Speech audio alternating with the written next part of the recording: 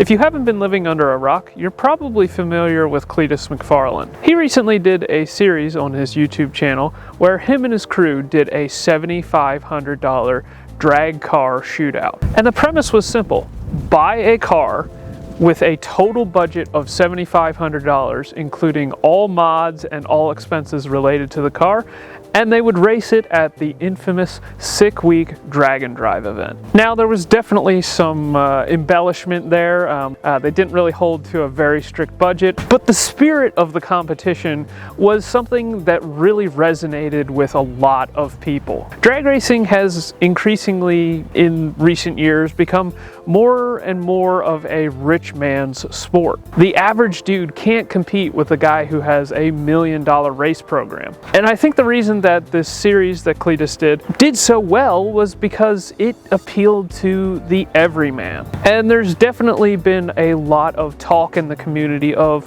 this should really be a class, or there should be ways for more people to participate. And that group of people includes myself and my father. Now, there's definitely logistical issues with what I just said there. If they open the door for one person, they got to open the door for everyone. But today, I am going to tell you why we should be in that competition more than probably anybody else.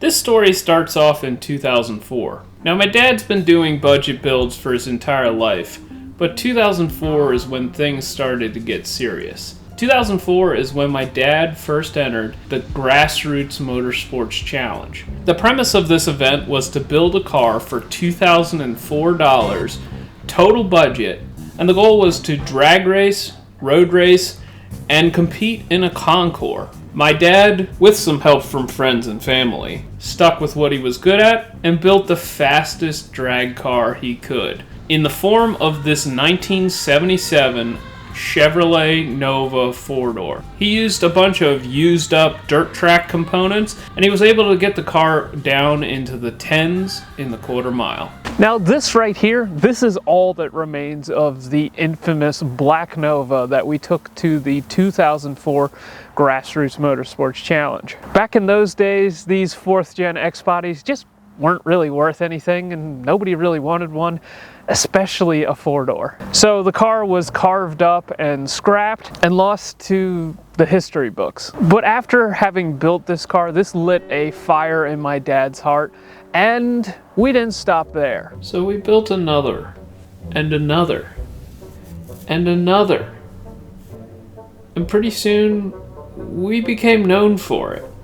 Hot Rod Magazine awarded my family the quickest for cheapest in America. Among 4,000 entrants into the event, we were chosen as the top dog for budget drag racing. The Grassroots Motorsports Challenge is really the only event of its type where they put in a legitimate effort to authenticate and verify that you've actually spent the amount of money that you claim you have. And every single time we've gone, we've won the drag racing portion of the event, totaling 15 times. So I hope that I'm not coming across as tooting our own horn, but we're kind of a big name in the budget drag racing series. So Cleetus, you've entered our domain, and if you think you can build a fast budget car, we got something to say about it. Now, if you guys followed Cleetus's series, you know that they just barely squeaked into the 9s with a $7,500 budget. And while that's cute and all, we were close to breaking into the 8s on a $2,000 budget. Now, I'll be completely honest. If we were to do a Turbo LS combo and had a $10,000 budget, I'm pretty sure we could get into the low 8s, possibly high 7s on a $10,000 budget. But that's just not our style. So what if we took our most winningest challenge car, made a few tweaks to it, and brought it out to compete with the Cleetus crew? What do you think, guys? You think we have a shot? We'll see you guys at 6 Summer. Now, the Cleetus guys wouldn't last for a second in the rule set that's present at the Grassroots Motorsports Challenge. They actually define words like fair market value, which you guys just throw around willy-nilly. What fair market value means is it's available to everybody. So things like a sponsored set of tires or a sponsored turbocharger, they aren't going to fly. You can't just put them on the car without charging yourself full market value for that item. And you certainly can't trade a turbo that retails for over $3,000 for something you only paid $700 for. Also, you guys admitted to using your star power to help acquire the cars. James's 240 was delivered and sold for $7,000 because they wanted to meet James. Kind of far away. Where'd you just drive from? Wilson, Oklahoma. He made the trek. You know, we negotiated. Kind of the dealer's like, you know what? I'll make the deal happen, but I want to meet you. It's going to you. I'll bring you the car. So, and if you look up S Chassis on Facebook, you know that that's not the market price for a car like that. Also, Cleetus openly admitted to using his star power and giving a all-access tour to the Freedom Factory in order to get his El Camino for the price that he paid for it. All right, lumberjack. We're having fun. $53.50 for car purchase. Now, What about shipping? And that's That's the total price. What about the Crown Vic experiences? Listen, This just is the because we total gave price. the guy the experience That's of a lifetime. $1,200 in value. The Freedom Factory. $1,200. We did one guy. Yeah, three. We took one person. Only one person drove. All right, we'll put $400 down. No way. I gotta get charged $400 for a James made sticker. I dinner paid for the guy at his $100. house. No, I didn't. You showed him the house at 5 a.m. At the Grassroots Challenge, stuff like that would be disqualified so quickly that you guys would never make it. And if you look at another channel that I watch pretty regularly on YouTube, Linus Tech Tips, when they are doing their Scrapyard Wars series, where they are trying to make the challenge as identifiable as possible to their viewers and prove to them that you can build a PC for a budget price, they are very careful to not reveal their identity until they've made an agreement on a parts purchase. I thought that 390 deal was done until the guy opened his mouth and goes, I'm just wondering. It sounds like you're Linus from Linus Tech Tips, right? And you're doing Scrapyard Wars. devastated. I was devastated. Oh, great. Now I can't buy from you. Oh, why? 'Cause it's against the rules. Okay, well, thanks anyway. Okay, no problem. Okay, bye. Bye. And the guys over at the Cleetus crew, they didn't even bother to even attempt that. However, my dad and I are willing to play within that framework, so bring it on. So where do you start when you want to build something as cheaply as possible? Well, my family and I, we've kind of come up with a recipe over the years, and I wanted to give you guys a brief overview with this project right here and kind of get you up to speed on exactly what you're looking at here. So the first step with a low budget car is to get the chassis itself for as cheap as possible.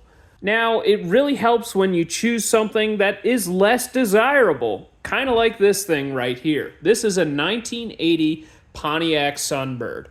And the guy who sold this thing actually didn't know how to spell Pontiac, and that was one of the reasons he got frustrated with trying to sell this thing, and he eventually dropped the price down to $300. Now, this car came with a roll bar already installed, and we have completed the cage to make it 850 certified. And it's not just some random car. This car was actually raced in the 80s in SCCA. As you can see here, there is a little sticker here on the dash. It was raced in 1984. And that is another thing that is helpful. Find an old race car that hopefully has some performance parts already bolted onto it. Now, your chassis selection is also rather important. You should go with something that has good bolt-on support, or at least something that you can easily adapt to something that has a lot of aftermarket support and that you can get parts for very cheap. This is why James going with the 240SX was such a brilliant move. He has a ton of experience with those chassis, and he knows how to make one work for a drag car. Same with Zach and Ty going with a Coyote-powered Mustang. That makes a ton of sense. In our case, we went with this, an H-body. Now, GMs are generally easy to get parts for, and in the case of this car, it was fairly easy to find parts to adapt to S10 spindles and be able to get to a 5-lug conversion for the front. And for the rear, pretty much the go-to for any muscle car out there is to go with an Explorer 8.8. And that's what we've done here. Now these cars, they're basically a miniature like 3rd or 4th gen Camaro in the rear suspension. So they have a torque arm set up, and my dad was able to custom make a few pieces here and basically make a heavy duty torque arm that you can see right here. All of this was homemade in the garage, and that's pretty much the name of the game on a very low dollar build like this one. Now in our case, a challenge car also has to handle. So we chose this car because they have decent geometry for getting around the cones, but for a drag car build, you really don't have to be worried about that. And if you were to build something like this yourself, I would highly recommend getting into a Fox body platform. The Fox body Ford stuff is so cheap, and you could really do yourself a lot of favors just by getting into that ecosystem. Now this car has been to the challenge 5 times, and it has won the drag race portion of the event 4 times. The only time it didn't win was when we brought another car that was faster than it. And so far, this is the fastest car that we have ever built for the Grassroots Motorsports Challenge. It went a 9.04 at the most recent challenge, and unfortunately, it blew a head gasket while doing it. Pulled the engine out of the car. It was an aluminum 5.3 liter, and you can see that it did some pretty serious damage to the block, but a lot more serious damage to the cylinder head itself. And this was kind of a golden opportunity for us because it gave us an opportunity to sort of change things up a little bit. So we are going to 4200 swap this because that is what we do here. We're going to do our usual 4200 build that we have been doing, sort of our classic recipe. We're actually going to run the same exact turbo that we were running on the car previously, a S475 that came off of a tractor trailer that we upgraded with a cast 80 millimeter wheel and compressor cover. Since this car was built for a total budget of $2,000, we have a ton of room in the budget, so we are going to be adding quite a few goodies to this car, and I highly expect this thing to be going low 9s or high 8s, but I'm not going to call my shot quite yet there. We have a long way to go on the build. So what do you guys think? You think we have a shot? You think we can compete with the Cleetus crew?